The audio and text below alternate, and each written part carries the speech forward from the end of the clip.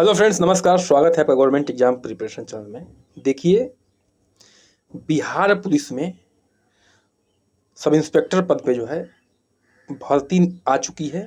और जिन भी दोस्तों को वर्दी पसंद है, कंधे पे स्टार पसंद है, वो जो है इस विज्ञापन के लिए, इस रिक्ति के लिए आप लोग क्या कर सकते हैं, फॉर्म अप्लाई कर सकते हैं। देखिए, आप लोग हम लोग जो है डायरेक्ट नोटिफिकेशन से जो विशेष पॉइंट है बहुत ही कम समय में उसको जानकारी इकट्ठा कर लेंगे। चलिए शुरू करते हैं आज का ये सेशन। और हम लोग जो है जो भी नोटिफिकेशन में मेन पॉइंट है उसको जानते हुए कि क्या ज़रूरी है और किस तरह से फॉर्म को अप्लाई करना है, कब तक करना है, सब कुछ हम लोग इसको डिटेल में देख लेते हैं। तो देखिए, बिहार पुलिस अवर सेवा आयोग 5 हॉर्डिंग रोड पटना, ये जो देख सकते हैं यहाँ पे आप लोग देख सकते हैं, ये वेबसाइट है। यहाँ पे वेबसाइट का नाम दिया हुआ है। प्रतियोगिता परीक्षा के आधार पर सीधी नियुक्ति हेतु विज्ञापन ऑनलाइन आवेदन पत्र का प्रार्थी का अंतिम तिथि जो है 5/11/2023 है। जो है ऑनलाइन तिथि देने का क्या है, 5/11/2023 है आवेदन करने का, फॉर्म भरने का अंतिम तिथि। ठीक है, और इसको और देख लेते हैं हम लोग। बिहार सरकार गृह विभाग आरक्षी शाखा में पुलिस अवर निरीक्षक पद के पर अनुसूचित व्यक्तियों की संख्या जो है निम्न है। कितनी है? पुलिस अवर निरीक्षक यानी कि पुलिस सब इंस्पेक्टर के लिए है ये, लेवल 6 यानी कि 4200 ग्रेड पे का वेतनमान है। 4200 ग्रेड पे मतलब कि लगभग जो है 46-47 हज़ार सैलरी बनेगी। मैं मोटा मोटा बना रहा हूँ, इससे कम नहीं बनेगी, अधिक ही बनेगी, 1000-2000, ठीक है। लेकिन 46-47 हज़ार करीब जो है आपकी सैलरी बनने वाली है। ठीक है, अगर एनपीएस को काटा ना जाए तो उसकी बात हो रही है। 1275 जो है पद हैं, यानी कि 1275 पद हैं आपके लिए। इनके लिए क्या किया जाएगा, प्रतियोगिता आयोजित किया जाएगा। इसके लिए भी विज्ञापन संख्या इतनी जारी किया जा रहा है। ऑनलाइन आवेदन भरने का प्रक्रिया जो है दिनांक 5/10 से 2023 से शुरू किया जाएगा, यानी कि 5/10/2023 से शुरू किया जाएगा। अक्टूबर यानी कि 5 अक्टूबर से शुरू किया जाएगा इसको। और जो है अंतिम तिथि आपको मैं बता दिया हूँ। इसके बारे में जो भी मुख्य पॉइंट है मैं जो है आपको अभी जो है दे रहे हैं, और आप लोग ध्यान से बस देखते रहिए। तो बिंदु 2 में लिखा हुआ है कि देखिए, एक अभ्यर्थी जो है सिर्फ ऑनलाइन फॉर्म अप्लाई करना है आपको। ठीक है, अभ्यर्थियों क्या करना है, ऑनलाइन फॉर्म अप्लाई करना है। और एक विद्यार्थी जो है सिर्फ और सिर्फ एक ही फॉर्म अप्लाई कर सकता है। आगे देख लेते हैं हम लोग, आवेदन के लिए पात्रता क्या क्या है, कौन कौन अभ्यर्थी जो है इसके लिए आवेदन कर सकते हैं। अभ्यर्थी जो है भारतीय नागरिक होना अनिवार्य है। पुरुष, महिला एवं थर्ड जेंडर आवेदन कर सकते हैं, यानी कि पुरुष भी कर सकते हैं, महिला भी कर सकते हैं, और थर्ड जेंडर भी आवेदन कर सकते हैं। अभ्यर्थी की शैक्षणिक योग्यता क्या होनी चाहिए, दिनांक 1/8/2023 तक किसी मान्यता प्राप्त विश्वविद्यालय से स्नातक परीक्षा या राज्य सरकार द्वारा मान्यता प्राप्त उसके समकक्ष परीक्षा उत्तीर्ण होने का अनिवार्य है। ठीक है, ये विशेष पॉइंट है, खासतौर से जो अभी पढ़ रहे हैं, एक मतलब कि ग्रेजुएशन कर रहे हैं उनकी बात है। 1/8/2023 तक जो है आपकी मान्यता प्राप्त विश्वविद्यालय से जो क्या होना चाहिए, या ये तो समकक्ष होना चाहिए या समकक्ष परीक्षा उत्तीर्ण होना अनिवार्य है, ध्यान रखना है। ठीक है, मतलब कि आप जो है इतने तारीख तक जो है आपको क्या कर लेना है, ग्रेजुएट हो जाना है। उम्र की सीमा गणना जो है कहाँ से होगी, 1/8/2023 के आधार पर की जाएगी। अब देखिए, अभ्यर्थी का उम्र जो है 1/8/2023 की मैट्रिक अथवा समकक्ष प्रमाण पत्र के अनुसार निम्नवत होना चाहिए। कितना होना चाहिए, न्यूनतम 20 वर्ष होना चाहिए और अधिकतम जो है 37 वर्ष होना चाहिए। महिलाओं के लिए न्यूनतम 20 वर्ष और अधिकतम उम्र जो है 40 वर्ष होना चाहिए।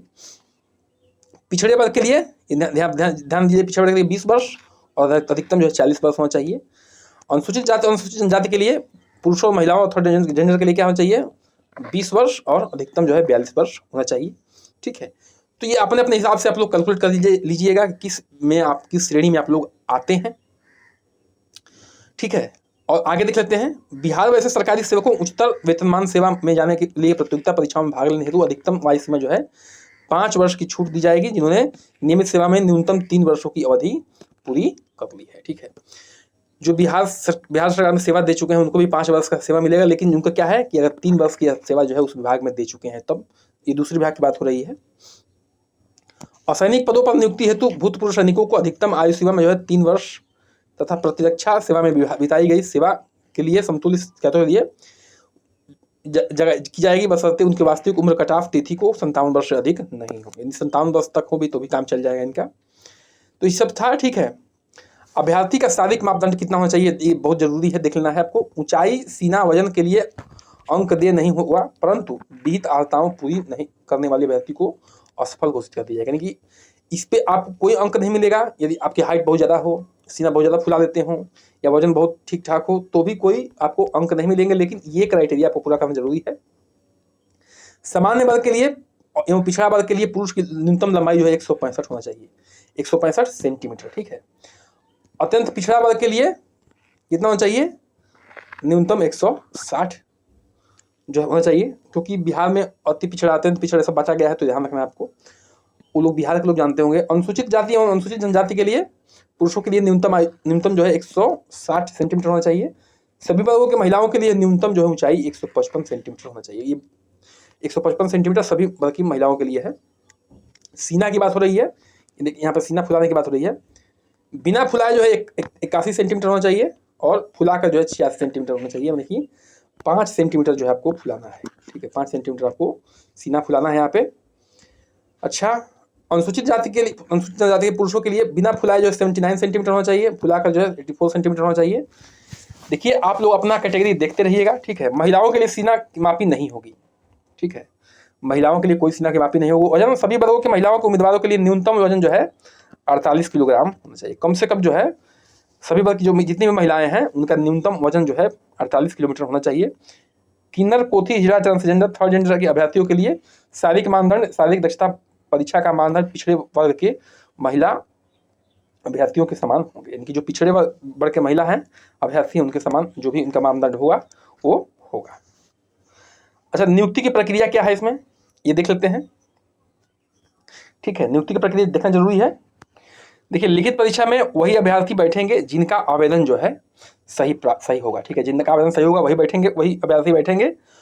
उसके बाद इसमें जो है 2 चरण में परीक्षा होगी। किसमें होगी, 2 चरण में परीक्षा होगी। प्रारंभिक होगी, प्री होगी, और मुख्य परीक्षा होगी, इनकी मेंस होगा, ठीक है। और किस तरह के होंगे, बहुविकल्पीय प्रश्न होंगे, इनकी 4-5 जो भी 4 आते हैं, 5 ऑप्शन, उस तरह से ऑप्शन दिए जाएंगे आपको। उसमें जो है आपको क्या करना पड़ेगा, आपको सही क्वेश्चन का जो है जवाब देना पड़ेगा, सही ऑप्शन चूज करके फिल करना पड़ेगा।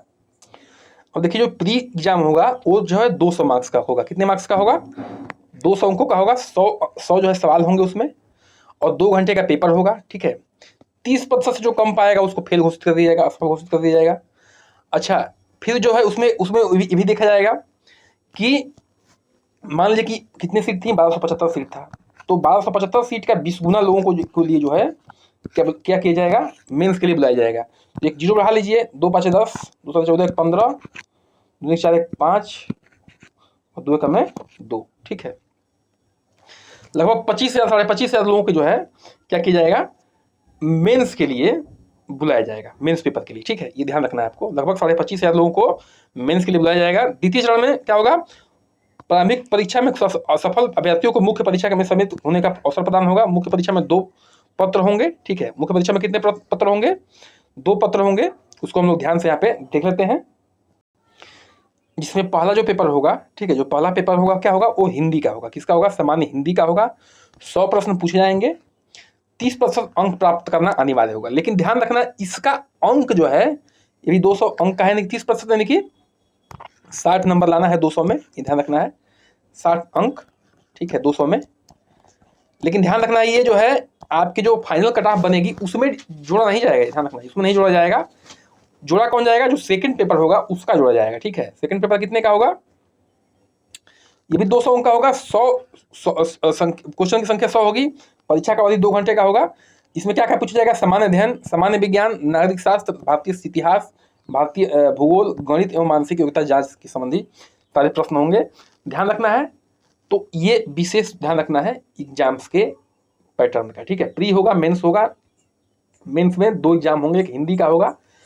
हिंदी में जो है आपको केवल कट ऑफ पार करना है, 30% अंक लाना है, 200 में 60 अंक लाने हैं, इससे ऊपर अंक लाने हैं, बस पास हो जाएंगे आप।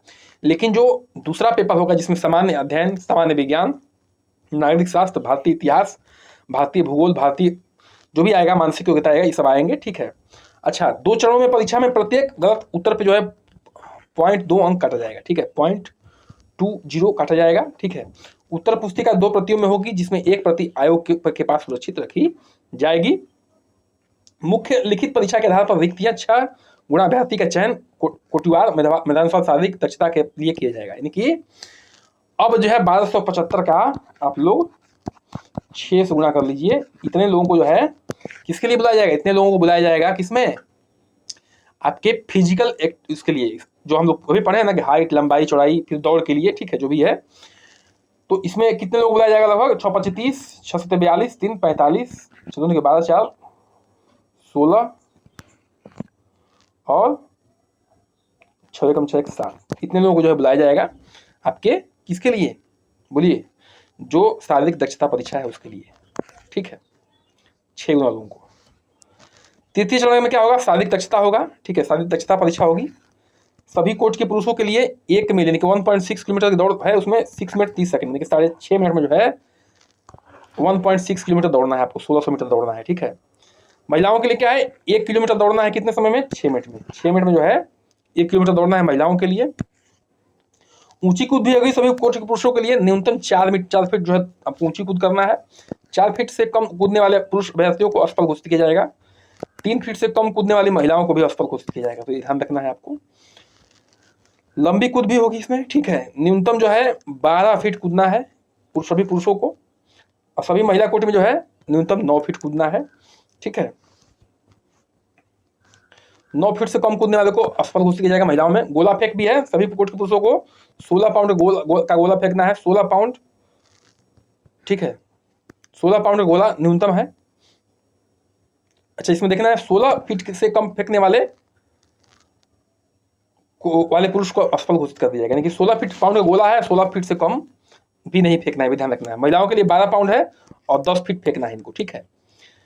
अच्छा, आगे बढ़ते हैं, इसको थोड़ा और देख लेते हैं। अब यहाँ पे देख लीजिए, ठीक है, जो अंतिम सूची बनेगी उसमें जो प्राप्त अंक होंगे उसका अनुसार पर बनेगी, ठीक है। कितना अच्छा अंक ला रहे हैं आप लोग किसमें? मेंस के सेकंड पेपर में कितने अच्छा अंक ला रहे हैं उससे उसके आधार पे होगा। उसके बाद अगर मान लीजिए किसी कैंडिडेट का समान अंक आ रहा है तो जन्मतिथि के आधार पर जो है जो अधिक जिसकी उम्र होगी उसको जो है वरीयता मिलेगा। अगर उसमें भी दिक्कत हो रही है, जन्मतिथि में भी समान हो रहा है, तो जो है अभ्यर्थी के 10वीं बोर्ड के प्रमाण पत्र में लिखित नाम के अंग्रेजी वर्णमाला के अनुसार निर्धारित किया जाएगा, ठीक है।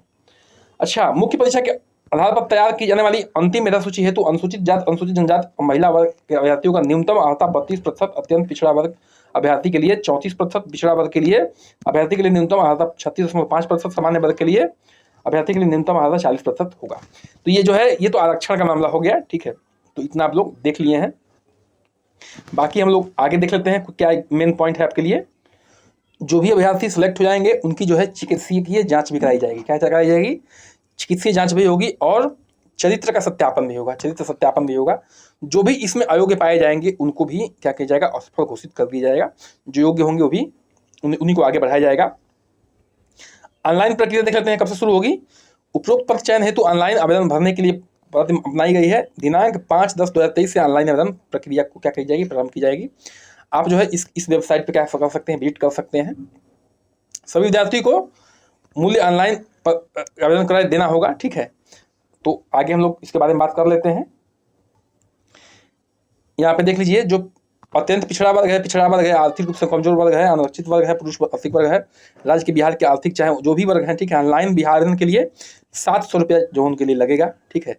जो अनुसूचित जाति, अनुसूचित जनजाति वर्ग, पुरुष, महिला, राज्य के मूल निवासी सभी वर्ग के कोटि के लिए अभ्यर्थियों के लिए, थर्ड जेंडर के लिए अभ्यर्थियों के लिए 400 रुपये जो है शुल्क लगेगा। आप लोग जो है नेट बैंकिंग, क्रेडिट कार्ड जिससे भी करना है, डेबिट कार्ड, ठीक है, रुपये उससे भी क्या कर सकते हैं आप लोग इसको। देखिए, जो भी है उपरोक्त अतिरिक्त बिहार पुलिस और में कोई राशि लेगा, किंतु नेट बैंकिंग या क्रेडिट रुपये डेबिट, ठीक है, प्रयोग कर बैंक चार्ज या अभ्यर्थियों को करना होगा, ठीक है। ये ध्यान रखना है, इसे ध्यान रखना। देश में प्रसिद्ध क्रेडिट कार्ड, डेबिट कार्ड ये सब जो है नेट बैंकिंग जो है क्या है? मान्य नहीं है, ध्यान रखना है। इसको ध्यान से आप लोग को पढ़ लेना है।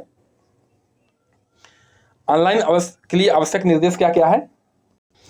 इसमें यही है कि ऑनलाइन अगर आपने गलत इन्फॉर्मेशन दिया ऑनलाइन में, जांच में आप गलत पकड़े जाते हैं तो जो है आपका जो है कैंडिडेट रद्द कर दिया जाएगा। यही बात करी जा रही है इसमें, ठीक है। ऑनलाइन जो है 2 भागों में किया जाएगा, ठीक है। तो इसमें जो आप लोग देख सकते हैं, इसमें क्या क्या आपको भरवाया जाएगा। इसका नाम, राष्ट्रीयता, mobile number, email ID, Bihar का अधिवासी डोमिसाइल जो भी है, आरक्षण कोटि, लिंग, जन्म तिथि सब भरवाया जाएगा, ठीक है। और कोई भी भुगतान अगर नहीं करते हैं या तो क्या होता है, तो भी आपका जो है रजिस्ट्रेशन क्या कर जाएगा, कैंसिल कर दिया जाएगा, ठीक है।